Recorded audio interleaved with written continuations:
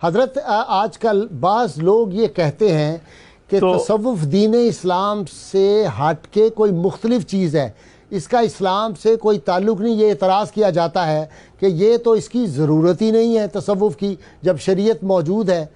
قرآن عظیم نے یزکیہم ویعلمہم الکتاب والحکمہ، تزکیہ اور تعلیم دونوں قرآن عظیم میں موجود ہیں، اور نبی پاک علیہ الصلوۃ والسلام کی حیات طیبہ کا ایک ایک لمحہ تزکیہ اور حکمت کا داعی ہے۔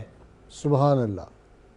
اسی تزکیے کا نام تصوف ہے، اور تزکیہ اور حکمت یہ اکٹھے ہو جائیں تو شریعت مکمل ہوتی ہے۔ سبحان اللہ۔ صرف نماز روزہ سے تزکیہ نفس نہیں حاصل ہوتا، جب تک کہ وہ صوفیانہ اشغال استعمال میں نہ لا جائیں جو صحابہ سے منتقل ہوئے ہیں۔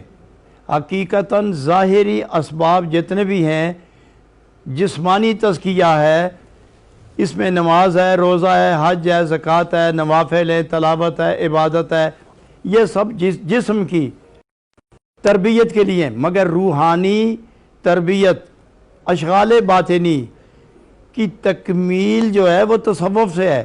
اور تصوف کہتے ہیں مطلق اس صفائی کو جس میں غل و غش باقی نہ رہے، جس میں فسادات، تضادات اور شیطانی عوارضات عمل پذیر نہ ہوں، اس کو کہتے ہیں تصوف۔ تصوف صفائی سے ہے۔